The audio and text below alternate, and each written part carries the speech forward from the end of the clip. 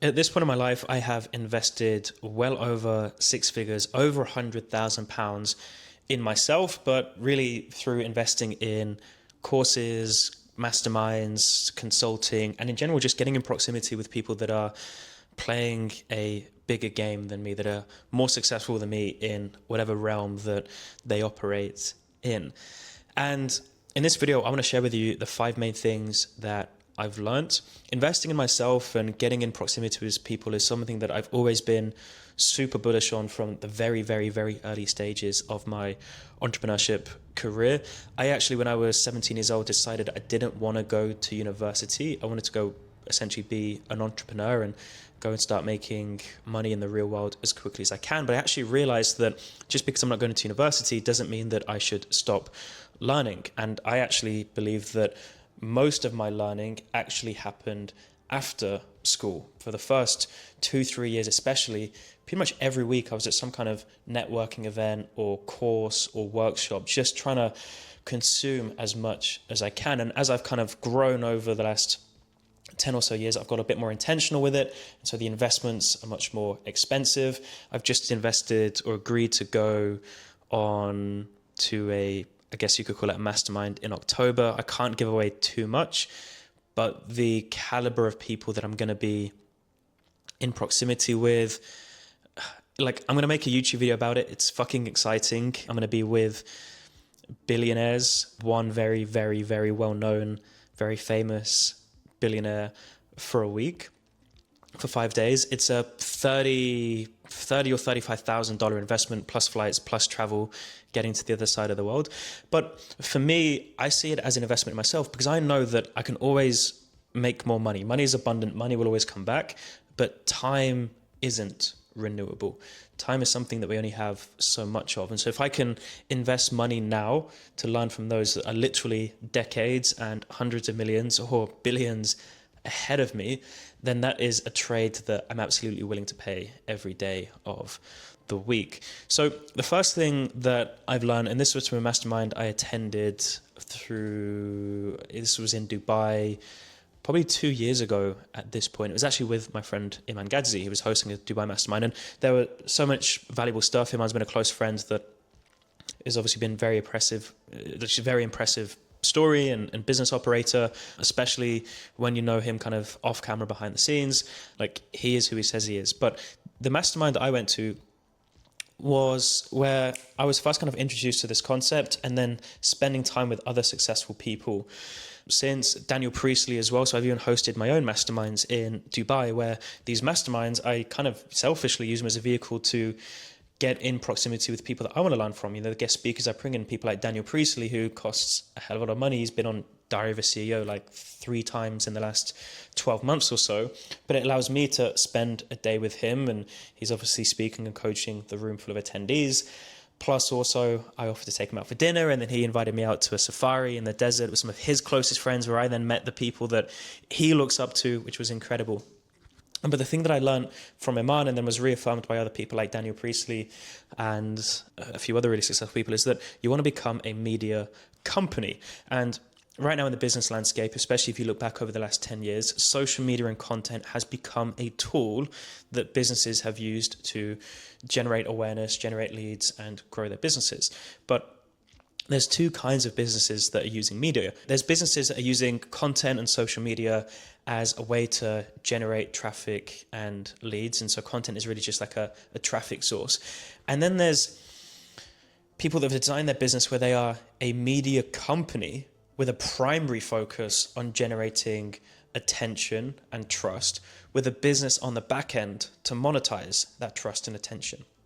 Think about Mr. Beast, media company first, Feastables chocolate, whatever else, as a business on the back end to monetize that trust and attention. The Kardashians, media company first, a whole portfolio of businesses on the back end, with Kylie Jenner becoming like the world's youngest billionaire or the world's youngest female billionaire, something like that. Those businesses are monetized by the trust and attention they built through the media company. KSI and Logan Paul, media company first, Prime Hydration, business on the back end. The list goes on and on and on. The Rock, one of the most successful actors out of Hollywood, actually has probably now built most of his wealth through his tequila company. Conor McGregor, massive media, trust and attention, monetizes it with Proper 12 whiskey. And this is now happening on a more micro level. And I believe that businesses that are going to win long term are the businesses or the individuals that think of themselves like a media company first and go all in on content creation and media and personal branding, then have their business as a way to monetize that trust and attention. This isn't going to be a masterclass in building a personal brand, but if you are not creating content, then you are going to lose to people that are. And so become a media company. Now I'm at a stage in my businesses where I'm really going to start making this shift over the next 6 to 12 months, where I want to be spending the majority of my time creating content, creating media, because once you've done it and you've experienced the opportunity that comes downstream from building awareness, even with just kind of a small audience that I have, you actually begin to see and understand that it's the highest ROI thing that you can be doing. I just wanted to interrupt this video to invite you to my next 2-day mastermind I'm hosting here at my home in London. These are 2 very intense, very transformational days where you're learning not just from me, but 5 and 6 other property entrepreneurs that are operating at the 7 and 8 figure level with their property businesses. I can fit 8 people around my dining room table, so it's very intimate, it's very intense. I take everyone for a beautiful dinner on the first night. It's a Friday and Saturday, and over the course of the 2 days, it's a full deep dive into how to really play a bigger game with your property business, how to raise capital from private investors, how to find these investors, how to structure the financing, how to build your brand and build an audience of people that know, like, and trust you, that presents so much more opportunity of being able to find investors and have more deals come your way, how to actually find high quality deals, how to analyze these deals, and how to really scale. We're going to take your psychology to the next level, and ultimately you're going to have a level of clarity and knowledge and skill sets and network coming away from this event, which are going to allow you to take a quantum leap forward in your property business. A lot of people say they were a different person leaving the event that when they arrived. And so if you want to find out more, the first link in the description of this video will be a link to me explaining the event in a bit more detail. And if it's something you'd like to explore, you can fill out a form and book in a call with myself where we can make a decision together if it's something you'd like to be a part of. Back to the video. The second most important thing I learned, which kind of plays into like why I choose to invest so much in myself in getting in these rooms, is because I learned from Tony Robbins at a young age. I think I went to my first Tony Robbins event when I was 15 or 16 years old. And Tony has been one of the biggest influences on my life. I actually think he's there on my Mount Rushmore of people that I've learned from and personal development guides and mentors. But he bangs the drum that proximity is power. One of the most powerful things you can do is getting proximity with extraordinary people, because there's a magic that happens when you're around extraordinary people. You learn things, you observe things, you see patterns in the way successful people think, the way they operate, the way they make decisions, patterns that become so obvious that become impossible to ignore. Opportunities just present themselves when you're in proximity with great people. And so I've seen this happen in my own life, and it's why I pay whatever price I need to pay to get in proximity with great people. It's why when someone sends me a message saying, "Hey Tyler, in October, do you want to spend $30,000 to $40,000 for 5 days to come spend some time with me and XYZ people?" I'm like, look, you can go on some crazy holidays for $30,000 to $40,000. Trust me. But I just have this rule that I just know I don't know what I'm going to go with some intention, things I want to get out of it. But I know there's going to be things I hear that I know there's things I don't know that I don't know. And there's going to be things that I hear that once I hear them, I can't unhear them. There's things that I will see and experience that when I see and experience them, I can't unexperience them. And things that might not serve me right now at this stage of my life, but things that I'm going to learn and listen to and store in my mind that 5-10 years from now, I'm going to be in a situation I think, no, I met this person who was super successful, that was a multi-billionaire, that told me this, and now that's going to serve me given this current situation that I find myself in. And still to this day, I'm implementing things, or I'm taking value from things that I'm implementing now that I learned in masterminds or consulting gigs that I did, years back, that someone said something, then that's just one soundbite. And when I spend one of the masterminds in Dubai that I paid to go to, which was like $25,000, plus I paid another $25 on top of that for kind of a further 12 months. For me, I go there in the intention that I just need to learn one thing. There's just one soundbite that I'll need to hear, and that will pay for itself. And it's not going to be an immediate ROI. Sometimes it is, But over the next 12 months, 24 months, 36 months, that one thing that I'm going to learn is going to help me get to the next level. A friend of mine recently, Kyle, that you might have seen in some of the vlogs that we've got coming out, it's one of my closest friends. He's recently been crushing it on YouTube. So he works in the gaming space, and he is one of the most successful gaming studios, owns one of the most successful gaming studios in the US. They make VR stuff. They're making some games right now for some of the other biggest names in the world. And he started crushing it on YouTube, promoting his games.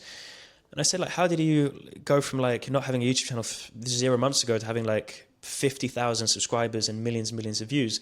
And he just showed me messages where he said, Tyler, I just found all of the people that are crushing it on YouTube. And I just messaged them. I said, I will pay whatever price I need to pay for an hour of your time for consulting. And he did that. And like someone sent him a Stripe link for like $8,000 and he just paid it like that. Someone sent him another. And so it's a common thing that I've seen with successful people is they just know the biggest shortcut is to get around great people. It's why also, and I've told this story many times before, you guys are probably bored of hearing it, but there's a gym that I go to 15 minutes away from me in central London. And it is one of the most expensive gyms in London. It's £500 a month. There's £1,000 joining fee. So like £7,000 for the year. And the bench press in that gym is the same bench press as the pure gym that's £10 a month or £20 a month down the road from me. The weight, the 20 kg weights weigh the same as the weights at the pure gym. But the reason I made the investment to join that gym is, well, two things. One, I'll never be frugal when it comes to my health because it's the most valuable asset that I have. But the second reason is who am I going to meet there? And the caliber of people that I have met just in the sauna, in the steam room, in the little lounge area where I just strike up a conversation is you couldn't even wrap your head around it. Business owners that are operating businesses, that have sold businesses that are generating, like one guy recently, hundreds of millions in profit per year with his business. And then just people that can then introduce you to this person, introduce you to that person. So that investment alone, I think actually if you are someone that is in business and maybe you're in property and you're looking to raise capital and find investors, or you're just in business in general and want to connect with great people, one of the biggest levers you can pull is just go to the most expensive gym in your area, because the most expensive gym in your area is a magnet for all the other successful people in your area. They all want to work out and they all want to go to a nice place. So you want to go and hang out where these people are. But proximity is power. Do whatever you can to get around great people. Number 3 is, I learned this both from Tony, and also this is a big thing that Dr. John Demartini, I'm a big fan of Dr. John Demartini. Some of my people I've really looked up to have spent a lot of time learning from John Demartini, is that there is no good or bad, it's just what you choose to focus on. And so Tony Robbins talks about how the life you experience is what you don't experience life, you experience the life you focus on, I believe is what he says. And so if you're constantly focusing on what's going wrong and what's not working right, well then you're constantly going to be experiencing the emotions that triggers. If you're constantly focusing on all the good things, then of course you're going to be focused on, the more positive side of things. But I think Tony says there's like three really important questions you've got to ask yourself is, what am I focusing on?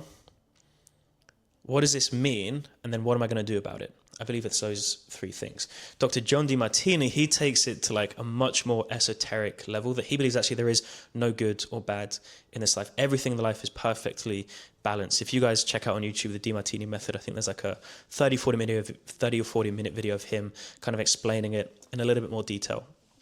But yeah, everything in life exists on this perfect pendulum where it's perfectly balanced and there is no good or bad, even to the point of death. If you experience death, he believes that isn't necessarily like if a family member passes away or a friend passes away, someone close to you passes away and you're going through grief. He coaches a lot of people through grief. He says it's not necessarily a good or a bad thing, but if you choose to focus on the bad, you'll see the bad. If you choose to focus on the good, you'll see the good, which might just completely go over your heads, but I encourage you to study what he talks about with an open mind. But every negative that happens to you, there is always a positive. And Tony says as well that life happens for you, not to you. So all of these bad things that happen, this is life happening for you. There's positives that come from the bad. The fourth one is that clarity is a superpower. I actually learned this from Grant Cardone. So love or hate Grant Cardone, you can learn something from everyone. And when there's someone that's over the 10 years that I've been following him, so I first started following him when I was 16, 17, like over 10 years ago, reading the 10X rule and all his sales books when I was driving to my job as an estate agent, trying to get fired up. And then I've seen him over the course of that time horizon, that over the last 10 or so years, build a multi-billion-dollar enterprise. I'm like, there's probably something that I can learn from this guy. And so I was given the opportunity to, well, I paid, but to go out with a friend to one of his events in Miami, maybe 2 or 3 years ago. It wasn't his big 10X growth conference event. It was more one of his business boot camps, real estate summits. I think there was 2 events back to back. And I went not just to listen to what he had to say, but actually with the intention, I wanted to see what he does. I want to see how he puts these events on. I want to try and reverse engineer how he's built this level of success. And actually, there was a whole host of takeaways. I actually learned so much through observing him, his team, his operation, his partners. But there was one thing that he said, which was, again, just one soundbite, which, again, a lot of time when you're investing in yourself in these things as well, it's like sometimes you go there and you've heard the things before, but I see huge value in just hearing it again and reinforcing it. If you're not growing, you're dying. And so I'm happy to go and listen and read a book that I've read or listened to before. I'm happy to go to the same event twice, because I know when I show up a second time, there's going to be things that maybe didn't stick out to me first time around, didn't resonate with me. But now, given where I am at this stage in my life and everything that I have going on, there's a new soundbite that occurs to me. But he just said something so simple, which is that clarity is a superpower. He said, you just got to get clear on, like, what do you want? What do you want life to look like? The more clarity you have, the more intentional you can then become with your actions. A video I did a few days ago is most people don't get what they want out of life is because they have no clarity around what they want out of life. So when you're clear on exactly what you want, when you, as Tony Robbins says, when you know your outcome, you go into something knowing what your outcome is going to be before you've got it, you can be very intentional with how you approach it with your actions. So get clarity on what you want. If you want to solve a problem, get clarity on what the problem is. And then number 5, the 5th biggest takeaway I've got from spending time with incredibly successful people is that you've got to play a bigger game. And I've had various inflection moments in my life where it's almost as if someone's pulled back the curtain and showed me, Tyler, there's a bigger game to be playing. Moments in my life where I thought, if you can make £10,000 per month, you're fucking doing well. And then someone pulls back a curtain and shows me someone that's much younger than me making 50,000, 100,000 in a month. I'm like, oh, there's a bigger game. And like I say, once you see and experience those things, you can't unsee it, you can't unexperience it. And like, okay, cool. I want to play that game. And then you get to that level. And then someone pulls back a curtain and says, well, actually, there's an even bigger game to be playing here. And obviously what you don't want to do is get into this treadmill of like, you're always chasing something. But when you play a bigger game, like playing small does not serve the world. Playing small does not serve you, your family, your finances. Like if you want to have real impact on those people around you, but then also impact at a much bigger, wider scale, you've got to commit to playing a bigger game. For me, that's where a meaningful life lies. And I love the game. I love the growth that comes with it, that's moving through the levels. So when you get around these great people, you get exposed to this bigger game. So I remember spending the day with Daniel Priestley in Dubai and went out for dinner with him and he was telling me all of these amazing things he's done with the business. And I'm there just like mind blown. I was like, the game this guy's playing is incredible. Like 9 figures of revenue, portfolio of companies, like pretty great lifestyle, doesn't seem too stressed, didn't even see him like look at his phone once throughout the whole day while he was coaching us. And I remember asking him like, Dan, like of everything that you've got going on, I haven't seen you even touch your phone. You're not like stressed. He's like, I got much more talented people for that. And I've got all of these different businesses. If a problem has to get to me, something's really gone wrong. But anyway, I remember just being really impressed with the level of knowledge and the coaching gave to the room, and everyone in the room would agree with me. And then the next day, Dan invited me to go to a desert safari. Like this beautiful desert safari in Dubai. This company came and picked us up in brand new, these huge, beautiful Land Rovers. took us out to this beautiful estate, and there was people there that some of the people which Dan says, like, these are the guys I look up to. And there was a particular gentleman there that Dan had spoken to me about before. I won't say his name out of respect, but someone in the car that I was with asked this gentleman, at what level of wealth does it make sense to buy a private plane? And this guy, very, very candidly, he was a very humble guy, but he replied, he said, well, I had 270 in my account at the time, and that still didn't feel like enough. And I was like, what? He was like, yeah, 270 million in his account at the time. He bought this big, beautiful plane. And he explained to us why it didn't make sense for him particularly, given the nuances of his situation. But I'm thinking, yeah. And then he was talking about the companies he's taking public. And it was just a reminder to me that, oh, there's a bigger game to be playing. And it's one thing hearing like me say these things and you seeing it through a lens and through kind of a screen that you're watching on YouTube and whatever. But when you're in proximity with these people and you can shake their hands and look into their eyes and you can see that actually this person, I see a piece of myself in this person. It's like, okay, cool.